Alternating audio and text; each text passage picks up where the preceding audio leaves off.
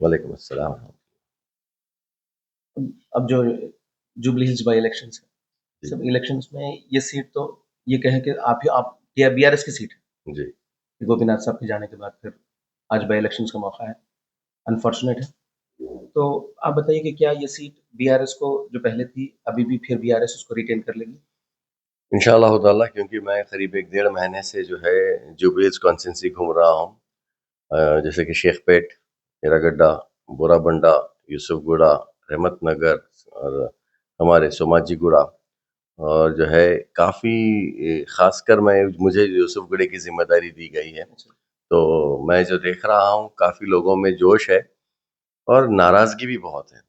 देखिए, हुँ, एक हुक्मरान जो होता है, हुकूमत चलाता है, वो सबको एक फैमिली की तरह देखना चाहिए, जिस तरह केसीआर साहब किया करते थे। हुँ, लेकिन रेवंत रेड्डी साहब का जो है ना रवैया अवाम के तौर, खासकर गरीबों के लिए जो वादे किए गए, 6 गारंटी बोलकर आपने जो है ना कसम खाए थे और ये बोले थे कि आप ये कार्ड को घर में रख लो और ये गारंटी कार्ड आपके लिए कल के दिन 100 दिन में मैं सबके ऊपर अमलावरी करके बताऊंगा। 420 वादे किए। ये सब चीजें जो है ना आवाम तक कुछ नहीं पहुंचा सिवाय एक फ्री बस के। अच्छा, और अभी वो अभी फ्री तक वो सब वादे पेंडिंग है। पेंडिंग है। और फ्री बस भी कैसा है? फ्री बस औरतों के लिए बोले, लेकिन मर्दों के लिए ट्रैवलिंग करे तो डबल टिकट देना। चार्जेस ये बढ़ गए। वो बिल्कुल जो है नागवारा गुजरने वाली बात है। और आप बताइए, जब आप इलेक्शन में जब वादे किए थे, जैसे कि एक बच्ची जो ग्रेजुएशन को जाती जी, है जी, तालीम हासिल करने के लिए, उसको स्कूटी देने का वादा किए। जी। वो बच्चियां जो है ना उम्मीद में थे कि चलो भाई, हमको मीन्स ऑफ ट्रांसपोर्ट बहुत जरूरी है, कुछ कम से कम जो है ना हम लोग एक गाड़ी मिल जाएंगी, हम घर के 2 बहन मिलके पढ़ने तालीम को जी। चले आ सकते हैं। लेकिन तेलंगाना की आवाम को ये ज़रूर तो लगा कि जो कांग्रेस के जो वादे थे, बार को बहुत उठा के रख दिया गया था बिल्कुल। कि और बिल्कुल धोखों पे धोखे मिले आवाम को। देखिए, जो गरीबों को 2000 पेंशन केसीआर साहब दे रहे थे, वो 4000 का वादा करे। जो 4000 अपाहिज लोगों को केसीआर साहब दे रहे थे, वो 6000 का वादा करे। और जो है अफसोस इस बात का है, वादे तो पूरे नहीं हुए, लेकिन बारीक चावल के नाम पे उसके अंदर प्लास्टिक के चावल निकल रहे बोल के कई लोग आके हमारे पास शिकायत भी करे, और आर्टिकल्स मैं खुद भी पेपर में देखा हूँ, टीवी हुँ, पे आया। तो ये थोड़ी चीजें कैसे है, सीएम बनने के बाद उनका रवैया बिल्कुल बदल गया। वो सिर्फ और सिर्फ केसीआर साहब को, उनकी फैमिली को टारगेट करने पर लगे रहे। जब वो बात तो ये रेवंत रेड्डी साहब सीएम बनने से पहले भी वही टारगेट था उनका। नहीं, हाँ, ठीक है। इसलिए देखिए कैसा रहता, तेलंगाना मूवमेंट जब चलाए जी, जी। तो कई बार केसीआर साहब के सामने आंदोलन के टाइम पे लोग ये बोले कि भाई, हम जो है ना आंध्रा गो बैक के कहना तहरीक चलाना चाहिए, तो केसीआर साहब बिल्कुल सख्ती से मना करे। हुँ, हुँ। केसीआर साहब ये बात बोले थे कि तेलंगाना में रहने वाला बाशिंदा, चाहे वो हिंदुस्तान के किसी कोने से क्यों ना हो, उसको बराबर तेलंगाना की शहरी का दर्जा देना चाहिए। उनको हम बिल्कुल एक फैमिली की तरह देखना चाहिए। और अल्हम्दुलिल्लाह तेलंगाना की 14 साली तहरीक जो बिल्कुल अमन से गुजरी, जी, जी, तेलंगाना हासिल करने के बाद as a chief minister KCR साहब कभी रेवेंज में नहीं गए। बिल्कुल। उन्होंने पब्लिक के रिलीफ और पब्लिक के जो है ना 100% वेलफेयर के लिए काम करे। एक आप जिस मौज़ू को छेड़ दिए कि रेवंत रेड्डी साहब जो है केसीआर फैमिली को टारगेट कर रहे हैं, तो उनके इलेक्शन कैंपेनिंग्स का सबसे बड़ा मुद्दा वही था कि आपको अगर याद हो कि प्रोफेसर नागेश्वर राव साहब एक जर्नलिस्ट है। उन्होंने जब रेवंत रेड्डी की इंटरव्यू ली और पूछा कि क्या आप तेलंगाना की आवाम से कहेंगे, क्या मसाइल है, कैसे काउंटर करेंगे? तो उन्होंने कहा कि वो सब मसाइल एक तरफ और ये केसीआर फैमिली एक तरफ, इन्हीं को पहला टारगेट करना है। ये मतलब जबकि ये वर्ड भी इस्तेमाल किया कि ये एक स्काईलैब है, ये गिरेगा और इसको गिरने से बचाना है, तेलंगाना को बचाना है।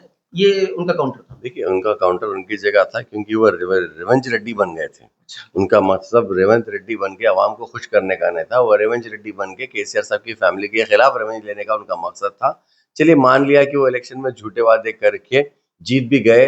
आज करीब करीब 2 साल हो रहा, जी, जी। क्या उखाड़ पाए केसीआर साहब का, केटीआर साहब का, हरीश राव साहब का, उनकी फैमिली का? अब बताइए, अगर वाकई अगर उनमें कुछ भी सच्चाई होती, जी, जी। उन्होंने 100% केटी रामाराव साहब को फोन टैपिंग में फंसाने की कोशिश करे, जी। उसमें नाकाम हुए। उसके बाद में फार्मूला ई रेस के लिए उन्होंने जो है ना पूरी तैयारी करे केटीआर साहब को अरेस्ट करने के लिए, उसमें उन्होंने नाकाम रहे। केसीआर साहब को, हरीश राव साहब को टारगेट किया गया कालेश्वरम प्रोजेक्ट के नाम पे। बिल्कुल। उनके ऊपर जो है ना घोष कमीशन की रिपोर्ट में ही जो है ना अभी तक कोई सफाई नहीं है। उनको खुद कहीं जो है ना खामियां नहीं नजर आए। ये खाली रेवंत रेड्डी साहब का पुकारा था, जबकि जी। हाई कोर्ट ने स्टे दिया और कहा जब तक घोष कमीशन की रिपोर्ट नहीं आ जाती इसके ऊपर कोई फर्दर कार्रवाई नहीं होना चाहिए। इससे ये फेलियर उनके सामने आते जा रहे। देखिए, एक इंसान जब इख्तिदार पे आता है, उन्हें रिवेंज निकालना छोड़ के उन्हें पब्लिक के वेलफेयर के लिए सोचना। भाई, आपकी दुश्मनी केसीआर साहब की फैमिली से किस हद तक है वो आप बेहतर जानते हैं, लेकिन वोट देने वाली तो अवाम है। आपने झूठे वादे किए, गरीबों को 1 तोला सोना देते बोल के उनका सोना तो हराम कर दिए, क्योंकि कैसा हो गया तो आज अभी के आप माहौल में। अगर सोने की अगर बात करें, तो आज के हालात में मरहूम गोपीनाथ की अहलिया जो अभी रेस में है बीआरएस के टिकट जी, पर, उनके ऊपर भी कांग्रेस के लीडर्स ने एक औरत की मर्यादा को, उनकी इज्जत को भी देखिए, कांग्रेस कमेंट्स जो आए है हैं। ना, अब इस मुकाम से काफी नीचे गिर चुकी है। मुझे अफसोस इसी बात का है। वो एक जहाँ पे कंडोलेंस की मीटिंग थी हमारे जो है ना गोपीनाथ साहब की, उनकी जी, वाइफ रो पड़ी। तो ये उसको ड्रामा कहते हैं। सोचिए, अगर एक औरत से उसका शौहर चले जाए, एक मासूम बच्चों से उसके बाप की साया चले जाए, तो हालात कैसे रहते। अब तो इंतहा इस हद तक गिर चुकी है कि उनकी बेटी अक्षरा है जो अम्मा जी, की सपोर्ट के लिए काम कर रही है, उसके ऊपर एफआईआर पे एफआईआर किए जा रहे हैं।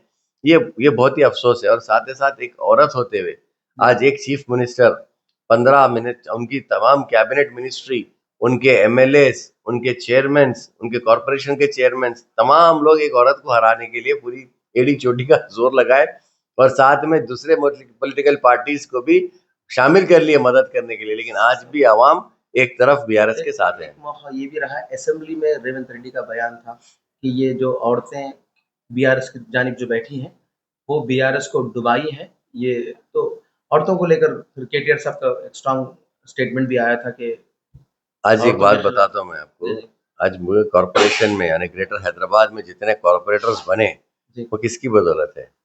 हाँ, वुमेन कॉर्पोरेटर्स। वुमेन कॉर्पोरेट्स जी, किसकी बदौलत है? बीआरएस पार्टी की बदौलत है। आज 33% वुमेन रिजर्वेशन के टाइम पे जो काम चल रहा है, उनको हक दिया जा रहा है, वो किसकी तरफ से? वो बीआरएस पार्टी की तरफ से है।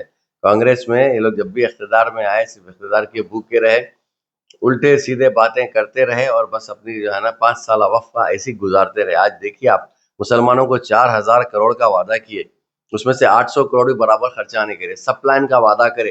तो आज के इस तारीख में देखा गया तो हुकूमत मुसलमानों के जो है ना खाली बजट में 7,000 6,500 करोड़ के जो है ना ये लोग बकाया हो गए, प्लस 1,000 करोड़ सालाना देते बोले माइनॉरिटीज को अपलिफ्टमेंट के लिए। कहाँ है वो पैसा? आप बताइए। मैं पूछना चाहता हूँ मुस्लिम क़यादत से जो कांग्रेस में है, ये सब प्लान कहाँ गया है? माइनॉरिटी बजट कहाँ गया? ये तोहफ़ा तालीम अबुल कलाम आज़ाद के नाम से जो है ना ग्रेजुएट और पोस्ट ग्रेजुएट के बच्चों को पैसे देने का वादा कर रहे थे, वो कहाँ गया? मुसलमानों को नौकरियां देने की बात की थी, वो कहाँ गई? आखिर आप लोग सवाल क्यों नहीं करते रेवंत रेड्डी से? सब कांग्रेस के एक लीडर ने ये भी कहा कि जहाँ मुसलमान हैं, वहाँ कांग्रेस है। तो आज के इन हालात में क्या जुबली हिल्स के मुसलमान बीआरएस के साथ हैं? देखिए, जुबली हिल्स के ही नहीं बल्कि तमाम तेलंगाना के मुसलमान बीआरएस पार्टी के साथ है, कांग्रेस के साथ कोई नहीं है। इसीलिए ये लोग डरा के धमका के मजबूरन जो है ना हमारे बीआरएस के अक़लियती लीडरों को पकड़ पकड़ के लेके जाके खंडवे दला रहे हैं। आप बताइए, एक अगर पॉलिटिकल पार्टी जो इलेक्शन लड़ रही है, क्या उनको इख्तियार नहीं है, क्या उनको जमहूरी हक नहीं है कि वो अपना वोट का इजहार करे, अपनी पार्टी खुशी से अपनी पार्टी को सेलेक्ट करे, उसके लिए काम करे? बीआरएस का सोलो जो कॉम्पिटिटर है वो कांग्रेस है या बीजेपी को भी मानते हैं? नहीं, नहीं, देखिए, बीआरएस का आज की डेट में कोई कॉम्पिटिटर नहीं है। बीआरएस बिल्कुल क्लीन स्वीप में है। 100% हम जो है ना नंबर 1 रहेंगे, और हम एक ही बात कहेंगे, हमारा किसी से कोई कॉम्पिटिशन नहीं है। जो काम केसीआर साहब ने 9.5 साल में किया, जब आवाम उसको याद कर रही है, और अवाम का बोलना एक ही है, हम चाहे कुछ भी हो जाओ, इस बार हम बीआरएस पार्टी को ही मदद देंगे। ये गोपीनाथ साहब की सीट थी, हम उनकी वाइफ को बराबर एमएलए बनाएंगे। सर, जुबली हिल्स को छोड़कर रिसेंटली जो केसीआर साहब जो हारे हैं, उसका कुछ तज्जिया क्या आप लोग लेकर आएंगे? क्या वजह हो सकती है कि आवाम देखिए, एक बहुत ने सिंपल सी बात 10 साल बताता हूँ में मैं आपकी मीडिया के ज़रिए। बीआरएस पार्टी जो नो डाउट 2023 में इलेक्शन हारी है, इसके ऊपर 3 चीज़ काम करती हैं। कोई भी एक पॉलिटिकल पार्टी 10 साल जब रूल करती है, तो एक तो एंटी इनकम्बेंसी उनके बीच में रहती है। पब्लिक में खुद ब खुद थोड़ा कभी-कभी ज़हन बनता है कि एक चेंज चाहिए। दूसरी चीज़, रेवंत रेड्डी साहब ने अपने वोट में मांगते समय 3 वादे ऐसे किए जिससे उन्होंने लेडीज़ को और औरतों को इस बात का हिम्मत और दिलासा दिलाया कि एक बेटे की तरह मैं आप लोगों का ख्याल रखूँगा। एक फ्री बस की जो है ना गारंटी दी है, ये बोले कि अपने गाँव-गाँव को जाने के लिए आपको किराया देने की ज़रूरत नहीं है। आप खुद जो है ना बस में ट्रैवल कर सकते हैं। दूसरा ये बोले, हर लड़की की शादी में केसीआर साहब 1,01,16 रुपए दे रहे हैं, मैं 1 तोला सोना दूंगा। उसके बाद तीसरी अहम बात जो करे, हर बच्ची जो है ना ग्रेजुएशन करने के लिए जाएंगे उसको स्कूटी देंगे। तो इसमें थोड़ा वोट हमारा डिस्टर्ब हुआ। और खासकर यहाँ पे एक बड़ी बात यह है कि झूठा वादा इमाम और मौजमों के साथ भी किया गया, फरेब किया गया। मैं तो बोलूंगा एक खुली बात यह है, मुसलमानों का वोट लेने के लिए मुसलमान को इस्तेमाल किया गया और आज मुसलमानों को नजरअंदाज किया जा रहा है। एआईएमआईएम का जो मौक़िफ़ है आज के तारीख में, आप उसको कैसे देखते हैं कि देखिए, वो एक पॉलिटिकल पार्टी है, उनका अपना स्टैंड है, वो अपने स्टैंड पे अपना काम जिस तरीके से भी करना है वो तो करेंगे। उसके लिए हमको बोलने का क्या है, क्योंकि वो खुद एक पॉलिटिकल पार्टी है और वो आज ऑल ओवर इंडिया इलेक्शंस लड़ रहे हैं, तो उनका जो स्टैंड है उनके पॉलिटिकल पार्टी का, वो तो वही बेहतर समझते हैं। शुक्रिया सर। कोई बात नहीं, थैंक यू।